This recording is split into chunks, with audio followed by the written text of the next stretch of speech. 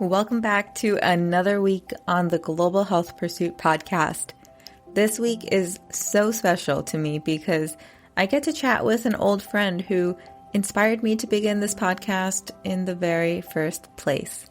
After traveling to Honduras in 2019 on a service trip with an amazing organization called Humanity and Hope United Foundation, I became inspired to continue learning about the world. That's when I started reaching out to people in the global health space, and one of those people was an amazing human named Callie Himsl. Today, I got to pick her brain about her journey going from working in corporate America to completely changing her life by moving to Haiti, learning the language, and creating a life dedicated to social justice and advocating for education, healthcare, and entrepreneurship for the less fortunate in Haiti. If you know anything about Haiti's history, Haiti wasn't always the country it seems like today. It was once the richest country in the world. There's a pride that runs through the veins of every Haitian. Natural disasters, political upheaval, and conflict has changed the narrative over the years, but these factors certainly do not discourage the people of Haiti. In this chat, Callie and I speak about the negative effects of volunteerism, the real truth of why some children are put into orphanages, and how we can help and not hurt those in less than ideal situations today. The story of Haiti is a beautiful one, and the work that Callie supports to create more jobs, put more kids in school, and create greater health equity through an organization called Pointe Foundation is something to definitely admire. Here's a little bit about Callie. Callie is an experienced professional and entrepreneur with a strong history of international relations and social business with a degree in community advocacy and social policy. She specializes in community development and economic empowerment, utilizing over 15 years of branding and marketing experience and over a decade of international work. I hope you enjoy the episode. My name is Hetal Baman, and this is the Global Health Pursuit. Callie, thank you so much for coming onto the podcast. I'm just so stoked to have you, just because I think you were one of the catalysts for me to even start a podcast. The first time I launched this podcast, you were my first episode, and I didn't even know that I was going to start a podcast when I did interview you. So this is just like full circle here. I love it. First question I want to ask you. I want you to just tell our listeners, what's your story? Yes, I love it. Well, thank you so much for having me back. We were joking offline that the first time we met, coronavirus wasn't even a word yet. So It's been such a journey. Yes. For everybody, I'm sure. So my story goes back to Minnesota, a small town in Minnesota that I grew up in called Avon. I now have a baby called Nova, which in fact, I didn't know that was Avon spelled backwards. So I feel like beautiful. I always joke like the thing I was running from my whole life, like came back full circle and I didn't even know it too. But I grew up in a small town called Avon. I remember just like longing for culture, like always wanting to just do what's different, explore the world out there. You watch like the documentaries or, like I remember like social studies class, like all those things really intrigued me. What's funny, I'm like literally going to interrupt you. You're like, I hated social studies. I did not like social studies. I think being a typical Indian person, like I was a math and science person, obviously, but it's so funny. I do feel like it was kind of like branded wrongly, right? Like I feel like naturally like humans, we find things like really interesting. Like they should have like branded it less with like history and more of like psychology, like why people do what they do. Yeah, right. Yeah. So I just remember like always longing for culture. When I was 21, I moved to California, and I worked as a designer in corporate America. And similar to your story, in corporate America, I felt suffocated. I felt like this Oh, is yeah. not what I'm supposed to be doing. I know I'm made for more than this. And there's absolutely nothing wrong with corporate America. It taught me so much. It taught me time management. It taught me how to be organized. It helped me understand like how leadership works. And it was a wonderful company to work with. So, but through that, I kept just having this longing of wanting to go and explore the world and like understand what that looked like. And I was in San Diego. I started getting involved in a lot of projects in Tijuana. I worked with an organization called Youth with a Mission, and would do a lot of trips over there. In 2010, my brother, who's my only sibling, he was killed in like this freak accident at work. And that's really the pivotal point of my life. So in 2010 that happened, and I really began to think, okay, like this is real, like this is raw. Right. Like if something's going to happen, like I have this desire, like I need to listen to it. And at that time I became a Christian and I began like really just pursuing my faith. And I started doing mission trips. I went to Africa for a few weeks and then I came back to the States, like, you know, just really excited, really on fire, began like interviewing with different nonprofits and eventually landed in Haiti. And at the time, this is so embarrassing, but at the time, this mission group I have been working with, they said, okay, we're going to Haiti, you know, next month, you know, we'd love to have you. And I literally was like, oh, it's in Africa. I can't wait to go back. Oh, no. So embarrassing. And, you know, being in Haiti for a long time and in Africa, they're very similar in culture, obviously. But Haiti has a rich I don't think history. you ever told me that. That is so funny. Embarrassing. And I say that too, because I think like sometimes we hear these stories and we think like, oh, we like, you know, grew up like trenching, you know, through like the Amazon forest or, you know, have this like really wild childhood. And that's not necessarily what happens, you know, it's like we have an internal longing. And I think like for anybody listening to this, to really listen to that longing is important. So yeah, I went to Haiti in 2011, moved there in 2012. The big earthquake everybody talks about was in 2010. Moved there full time in 2012. And then, yeah, that really just set the path for the last decade of my life. You know, what's funny? I just, there's a similarity between us where after like the first mission trip, you started like interviewing different nonprofits. And yeah. That's literally what I did. I mean, I went to India, I went to Honduras, and then I was like, I just want to learn more. I just want to learn more. Yeah. So why Haiti? You know, good question. What's your Enneagram number? Do you know your Enneagram number? My Enneagram is, I believe it's a 3. A 3? Okay. I'm the achiever. Yes, I have a few of you as friends. I think like most people. It's not good. No, I love it. My best friend is a 3. But yeah, I feel like, anyway, so I asked that because I'm a 7. And so 7s are always just like, just living in chaos. Like whatever is the most chaotic thing is like the most intriguing to us. And Haiti is a great representation, just being just like just constant stimulation, like whether you whether you ask for it or not, there's constant stimulation happening. And so yeah, I mean, really when I went in and moved full-time in 2012, I really had plans just to be there for 6 months, to be honest. But I started like learning the language and experiencing the culture, and I just like stayed and I kept staying and I kept staying.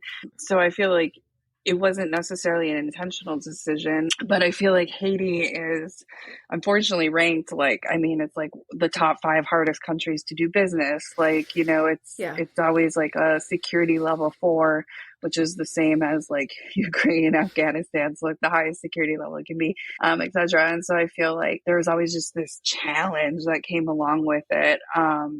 That like maybe fed the chaos that I was searching for. And during that time as well, my first 6 months, I was working for a nonprofit doing church to church partnership and like helping to do some orphan prevention, and then really got turned on to the idea of social business, or the you know, using business as a means to alleviate poverty, which none of us really knew about at the time. You know, of course it existed and it's always existed, but it hadn't been named that it yet. Wasn't really on top of mind back then. I think, especially for people like within the US, like that's not something that, I mean, especially for me, like I didn't really hear about that a lot. Right. Yeah, and I think it's like unfortunate, especially with Haiti in 2010, like there's so many statistics and articles about all the money that was poured into Haiti, and never really reached where it was supposed to go. And it was a lot about like handouts and not, hand ups, and a lot of foreigners coming in to do work rather than hiring locals, etc. And so, yeah, I think Haiti a lot of times now, a decade later, is used as kind of that case study to say like, how can we do this better? Disaster relief, right? Kent Annan, maybe you know him. I interviewed him on our podcast on The Point. And they have an entire like degree now in disaster relief. Like, how cool is that we're starting to ask those hard questions? Yeah. I want to mention that Callie has her own podcast called The Point. Mm-hmm. So please go listen to it. It's great. It's very much aligned with this podcast. I will put it in the show notes. So go and look for it. You said something around handouts versus hand-ups. Can you just explain what the difference is? Yeah, absolutely. To really simplify it, like, I mean, this is literally what I would see every day in Haiti is, people might come in with a bag of rice, like literally a bag of rice, and they would, give it to a family in the countryside, and the family would have that bag of rice that was imported from America, for what, a week or something like that. That would be a handout, right? Like it's like an instant gratification. The relief is immediate, but it's not sustained, right? And so like, what do you do the next week if the American rice isn't imported and that mission team doesn't show up, right?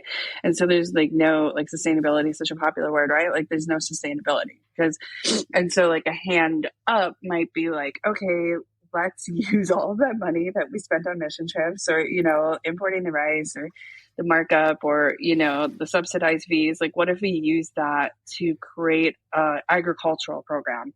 Haiti used to be their own producer of rice. Like, what if we found ways to empower local farmers? What if we send up farmer co-ops, So really taking away that, I mean, I hate this like overused cliche, but like the teach a man to fish, right? I never use that term, please. Yes. But I mean, I think let's like, depending if you're not working in this field, that's a pretty easy way to think about it. Like if you, give a man a fish, teach a man to fish. And then we can go further into that, which like people are like, well, what if the pond is polluted? You know what I mean? Or what if the government owns the pond? Then what are you supposed to do? Like what, like all of these things. But yeah, simply put, just like thinking about it in the source of like what it's sustainable and what's just per day. And the per day is so much sexier and so much more fun and so much more feeding to our ego, than the exhausting, analytical, long-term, but way more helpful, piece of the hand up. The thing that you said around feeding the ego, I think that ties into a lot of why people go on mission trips and why those mission trips often turn into this term called volunteerism. And in Haiti, a lot of the volunteerism is around orphanages. Can you talk a little bit about that? Yeah, absolutely. I was definitely part of it. Yeah. It's like a hard lesson to learn because I think a lot of us actually, it's not like I'm not perfect either, right? Like I did the same thing. I went to India. I did a service trip where I was like, I don't even know what I'm doing here. Like, I don't know what I'm actually, am I helping anyone here? Like it's very like medical missions and I like don't even know how to take blood pressure. Yeah. Yes. But this was like in a slum school. I went to a slum school and I basically hung out with kids for like 3 hours a day. And I was like, I'm not doing anything. It was fun, but am I doing anything? So that was, I think, the first time I really like started asking those questions. Like, okay, well, did these kids actually have a better education because I came here? Yeah. No, I think you're right. And I think, it gets complex. So like relating it to orphanages, and I'll relate it to Haiti because that's what I'm most familiar with. But it's estimated that 80% of kids living in orphanages have parents that are alive. And it's really due to financial burden that they're relinquished to orphanages. So I think a lot of times, a few hundred years ago, missionaries came in and it was great. And they saw these kids who literally didn't have parents, or maybe AIDS wasn't identified yet, whatever it was. And they were losing parents, and the children did need caretakers. Mm-hmm. So maybe at one time, it was something, it still exists in America. We just call it different things. Anyway, and so, the problem with orphanages is that it goes back to that sustainability piece. Like, how are they sustained? Kids need food, kids need education, they need caretakers, they need a house to live in, they need beds. Well, how is it sustained? Where's the money coming from? Well, right. It ends up, they have to fund it somehow. And so again, maybe something that was, birthed out of this place of innocence and really a good heart and wanting to care for children. Like, who doesn't want that? Turned into a moneymaker. There's a really great organization called Lumos. Forgive me, listeners, but who wrote Harry Potter? Oh my God. Am I going to forget Rowling? This too? 1 second. Rowling? So well, hold on. Why am I JK Rowling? JK Rowling. Yeah, JK Rowling. Okay, so don't I have to cut that whole part out. Don't keep it. It's hilarious. They'll send us hate mail. Like, have you never seen Harry Potter? How do you not know JK Rowling? Yeah, it was like, oh, sorry. I was about to say Roald Dahl. Oh, yeah. I was almost there. Another good author. But anyway, she created this incredible organization. And I can't remember the exact stat, but I think it's like $100 million a year goes from American churches into orphanages just in Haiti. Like, it is wild to think about it. And so much of it is undocumented. And so again, that sustainability piece is like, how can we turn that into something like, similar to the work I was doing with Papillon Enterprise, which was, identifying parents who are at risk of relinquishing their kids due to financial burden, training on job skills, giving jobs that are sustainable, and people are able to take care of their own families. And ultimately, that's what they want. So you're a co-founder of Papillon Marketplace. Can you just explain what the model of that was?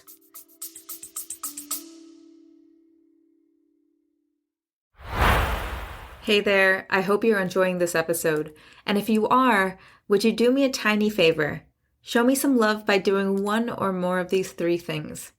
A, click the support this podcast link in the description to donate a few dollars toward the production of this podcast. My dream is to do this full time, and your support would mean the world. B, you can write me a review on Apple Podcasts and or rate me on Spotify to give me a boost in the algorithm. Or C, share this episode with someone who would love it just as much as you do. I truly and deeply appreciate you. Let's get back to the episode.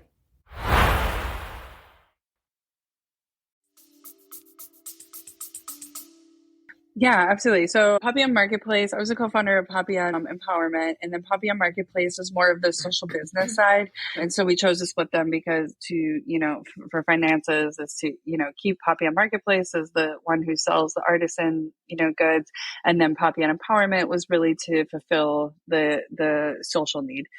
Whether it be microloans, etc. But yeah, I mean, again, this idea of social entrepreneurship, which is a fancy word to say like jobs, jobs that have a purpose. And we have them in America too. Like, think about Goodwill, think about like all these different, every company, I guess, really could be considered a way of alleviating poverty, a way of training job skills, from everybody to Starbucks to Publix, whatever.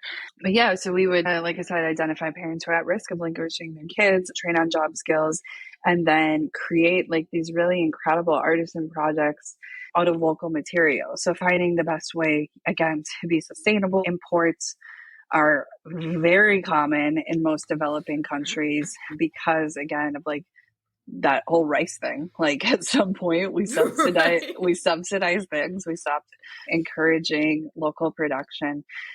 So thinking creatively of how can we use local materials, employ local people, do job training, etc. And at my time there, we had like over 250 employees. So it was a massive, company, and, really just an incredible experience to see how jobs can like ultimately transform people's lives, not just immediately, but really for generations. Because if moms and dads are able to keep their kids in their family, like we don't have, reactive attachment disorder, we don't have like abandonment, and then they're able to pay for schools. So now we're getting into education, which is like now moving in like to positive impact on the next generation. You said a term that I'm not familiar with. What is reactive attachment disorder? Oh, geez, I gotta go back to my social work brain.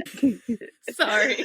No, yes. How can I explain it? So, reactive attachment disorder. This is great. Okay, so you visited orphanages before. I'm sure you've seen this. So you walk in the door. You've never seen these kids in your life. You don't even speak the same language, and they run up to you and they hug you. Have you had this experience? Yes. So that's reactive attachment disorder. It's this deep desire, this deep need. I have like kids now, so now it makes me emotional, but like for affection, for attention, for touch, for eye contact. Like it is just wild what these small things do for brain development. And so there is this like reactive attachment disorder is like a type of attachment disorder. But what's specific about this one is it usually like is stemmed from neglect. So the piece of children's brains that would, attach naturally with a caregiver no longer, for that time being at least, without extreme intervention, like has the means to know how to have healthy attachment.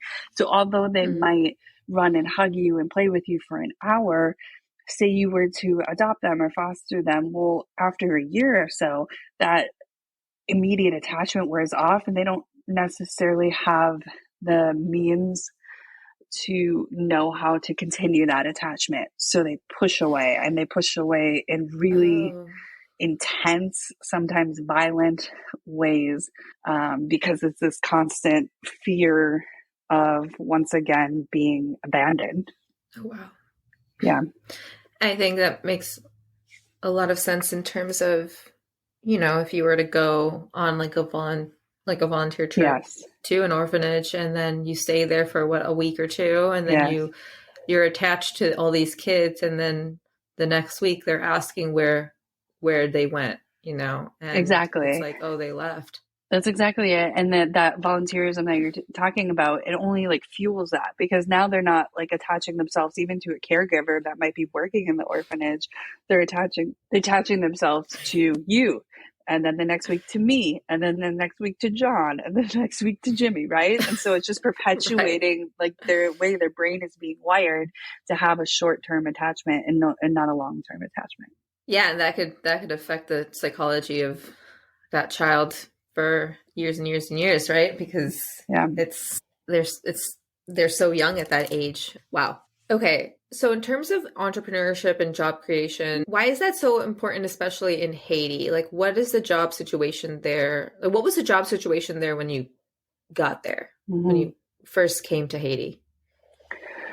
Yeah, I mean, I'll preface this by saying like that every stat you read about Haiti has like a different number for population. Like, so any statistics coming from Haiti should be taken with a grain of salt, because we're not even sure how many people live on the island. It's anywhere from like 9 million to 13 million, which is a pretty big assumption. Yeah. That's a gap. That's a big gap. So the stat from World Bank is that 80% of the workforce is what we would call like informal employment. So that means it's not necessarily a job you're showing up to every day.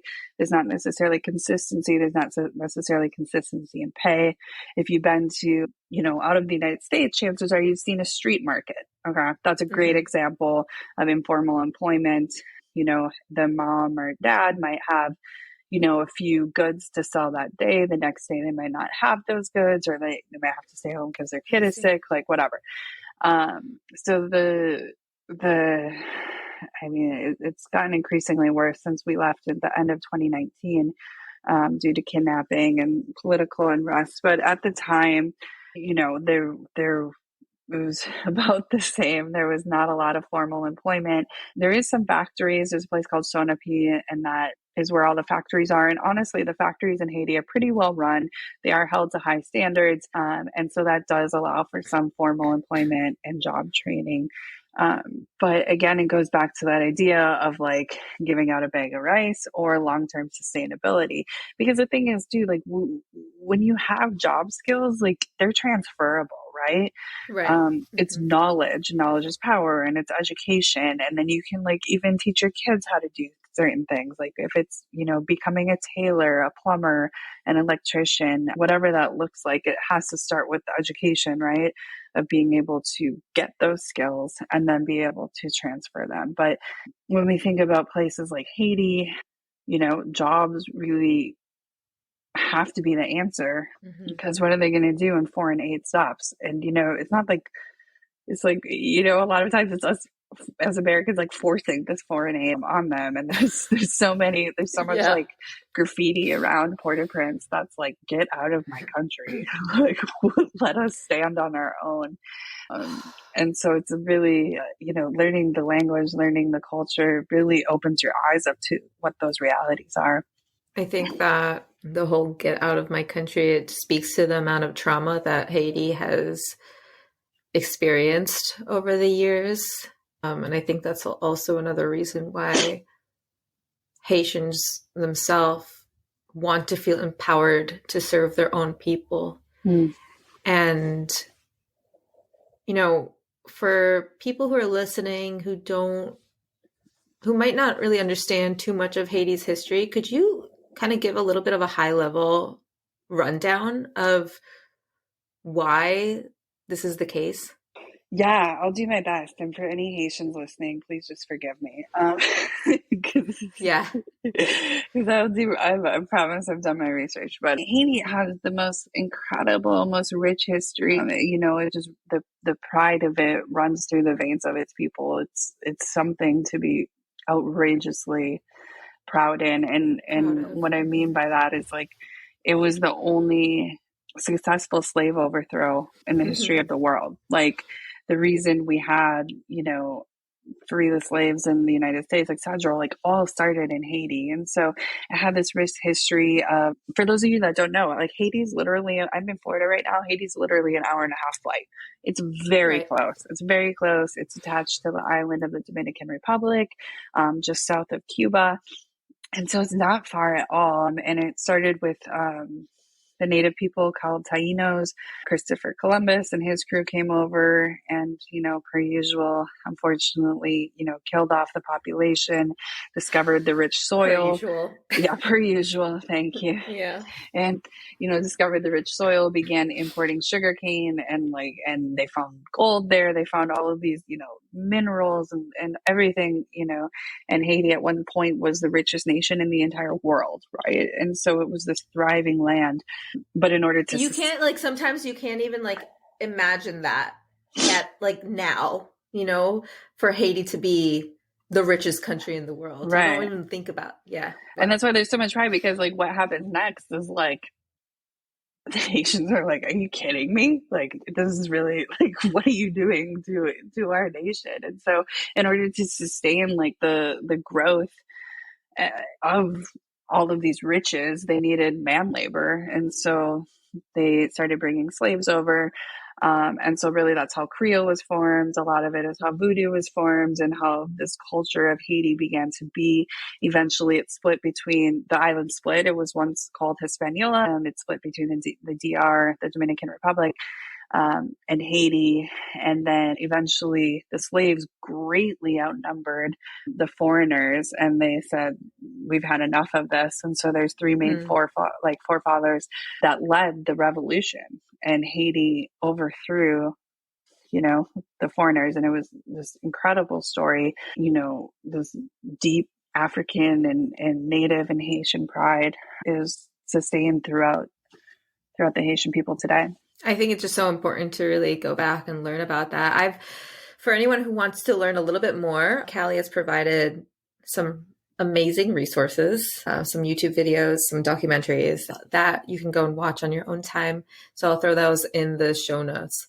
I want to switch gears and talk about the school system in Haiti. What does that look like? And what are some of the multidimensional factors that, like, why children don't end up going to school? I think you touched on a couple things in terms of sometimes the child is sick and they have to stay home, and that Yeah. prevents the parents from working and all of that. So can you talk a little bit about Yeah. that?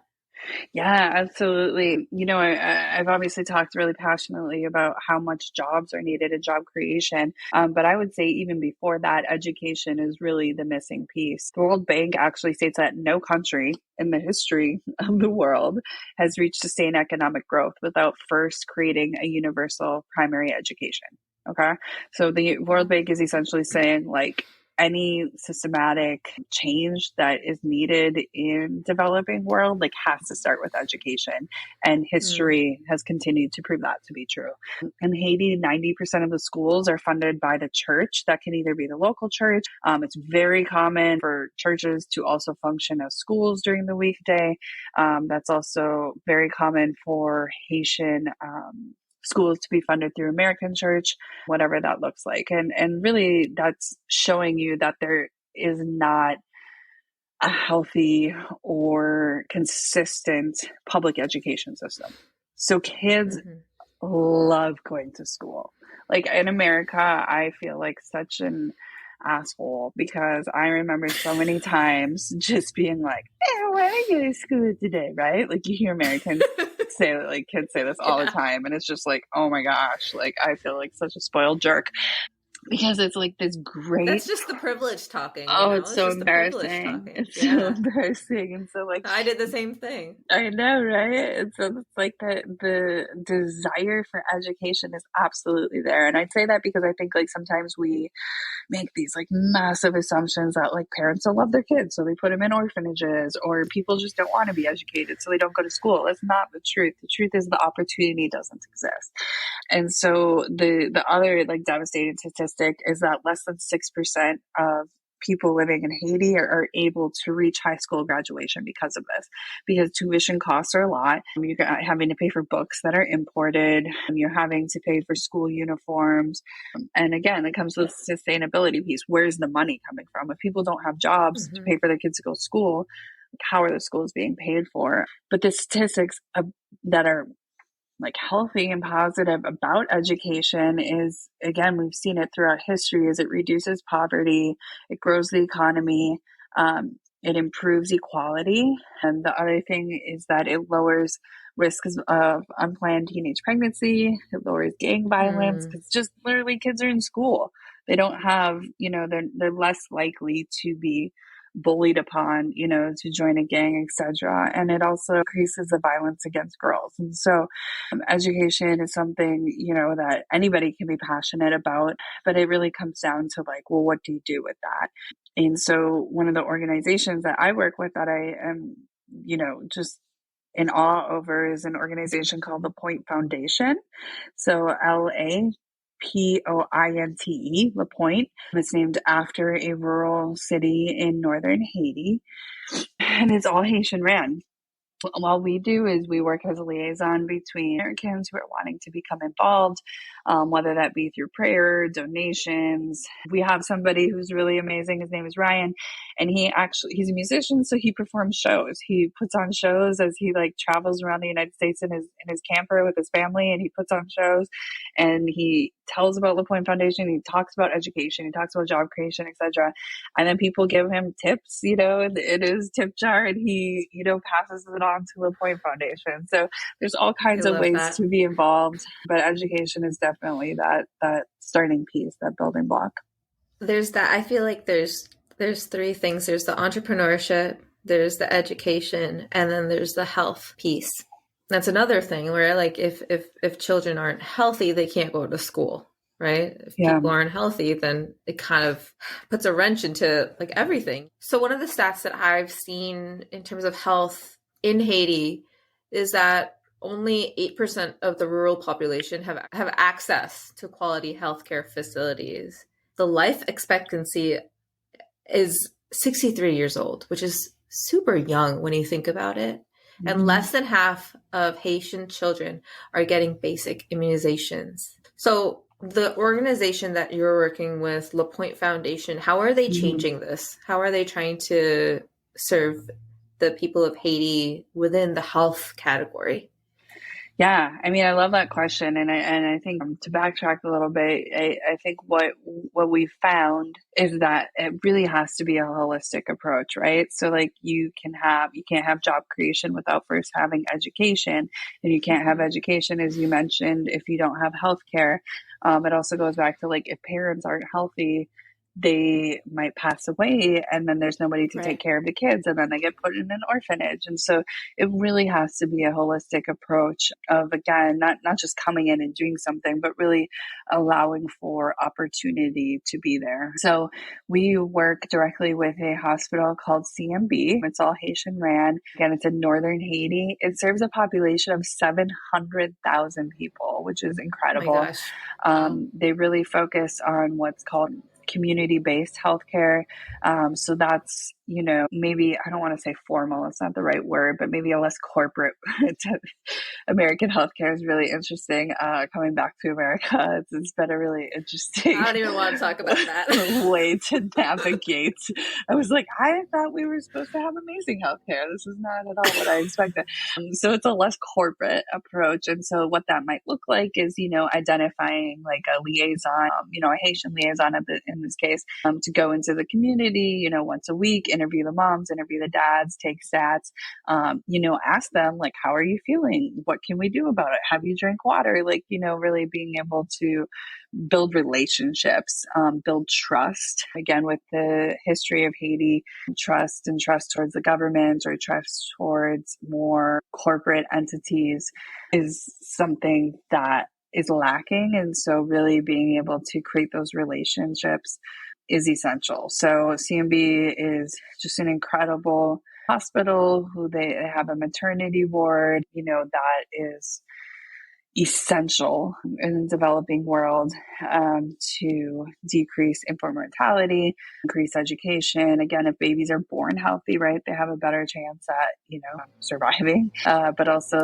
Yep. their brain development, getting education, eventually becoming, active members of their society. So really it's that holistic approach of like, we can't just have a primary school. Well, we can't just have, a hospital. Um, and and then adding that additional piece of the job creation. So, CMB, they employ doctors, they employ engineers, they, are working on a project coming up where we're implementing solar panels because they're in rural Haiti and Nice. gas is hard to get. And Well, let's just talk about the yeah, gas prices that increased like just just recently after like the just all of that political uproar. I was hearing that gas prices were like $50 a gallon. I mean, yeah, it's wild. So, unfortunately, most everything is imported in Right. Haiti, and the president, Jovenel Moise, was assassinated, at least a year and a half ago now, and it's been really complete anarchy since then. And so, what happens in countries that have little infrastructure, practically speaking, that means there's not very many roads, right? There's a lot Right. of dirt roads, there's a lot of bumpy roads, but the main highways or freeways that are running through the country, there's, 5 to 10 main ones in the entire country. Wow. And so it's really easy for people to overtake the country by just simply blocking the roads. And so what's happening Mm. is this like massive influx of gang violence, fueled by X, Y, and Z. Who knows, depending upon who you ask, but it has political, backing behind it. But so the gangs will simply, block the roads by like burning tires, throwing rocks, gunfire, etc., and to gain control. So the gangs will, create these fear tactics to gain control over certain zones of the country. So what that means is that the transportation halts and the transportation of goods and services halts as well. So that means doctors, that means education, that means schools are closed for months at a time. Hmm. The food insecurity is just devastating at this point in Haiti. And that also means gas. And for a country like Haiti, electricity is we have something. I laugh because I have like PTSD just thinking about this, but we have something called EDH, which is the electric day Haiti. And so it's the government still does not have 24/7 electricity, and you get electricity every now and then, and it's not regulated, and it surges, and it's also not timed. So some days you might get it 20 minutes a day every day. Some days you might get it for 10 hours and then not again for 2 weeks. So imagine hospitals, imagine education systems, just imagine your own home trying to survive off of this. That means there's no running water because there's no water to pump, like no electricity to pump the pumps, refrigeration. I mean, right. It's like, we're so used to it here that like, you can't even like fathom you can't flush your toilet, like, because there's no running water. Like, it's wild to think about. And so, so to make up for that, people have created generators, etc. Well, if there's no gas being transported throughout the country, there's no gas to run the generators, which means like all of these facilities have to essentially shut down. So that's a long answer, to respond to your question. But again, it's just this like perpetuating thing, which is why we keep going back to education. Because, right, the education, if people can get educated, if kids can get educated, they're going to be set up better for the future. They're more likely to stay out of gangs. They're more likely to find jobs. And, generations from now, we can hopefully overcome the hardships that are happening at this time. So I think we talked a lot about doom and gloom. There was a lot of doom and gloom, but I want to talk about the silver lining. And I want to ask you if you have any like success stories or anything that you'd like to share that La Pointe Foundation has, kind of done to empower Haitians within either the education field, the healthcare field, whatever you want to talk about. But like, what has been something that has given you hope? I mean, that's a great question. I think I'm always encouraged by the student stories, and right in front of me, I have, some stories from somebody named Johnson, somebody named Bianca, somebody named Fredson, and their stories kind of overlap in the idea that they, again, have this longing to go to school. They may be 12 and are at a first grade education level, and because their parents couldn't afford to send them any longer. Again, the systems are fairly informal a lot of times, so they might not have had a birth certificate, so they couldn't get into school because they had no formal papers. But the idea that La Pointe Foundation can be this place of opportunity for people, for children, for moms and dads who have been pushed out of, the typical system in Haiti. And so that it can be this kind of safe refuge. And it's not that we're even there on the ground as Americans, running it. It's that It's Haitians who are running it. And we're simply just standing by in awe saying, awesome, you're doing great, cheering you on. What can we do to help? How can we become, how can we support this? And so there's very few organizations that I could say that about. And so I'm especially honored to work with La Pointe. I mean, you're right. There are very few organizations that basically give all the reins to the people that they're serving, just kind of giving them the resources to do so. And that's really all that they need. I want to say thank you so much for coming onto the podcast, Callie. This was a great, amazing conversation. I think I learned so much, and I hope our listeners have learned a lot as well. So thank you so much for coming on. I really appreciate your time. Absolutely. Thank you so much for having me. I would love to hear from anybody who's listening to this. You can get in touch with me personally, Callie at lapointefoundation.org, and that's CALLIE at lapointefoundation.org, or go on our website, lapointe.life. Follow us on Instagram. I am all ears, as I mentioned. Our friend Ryan plays musical shows to support what we're doing. If you have any ideas of what that looks like and how you can get involved, I would love to hear from you. And all of our information will be in the show notes as well, so you can check that out. Thank you for listening to this episode. If you'd like to learn more about today's topic and guest, head over to the show notes linked in the description of this episode. There, you can get access to resources, links, and ways you can get involved in the pursuit for global health. And if you loved this episode, don't forget to write me a review on Apple Podcasts and rate the podcast on Spotify. It helps me get in front of more people just like you and continues to elevate the causes we are so passionate about. I'll see you in the next one.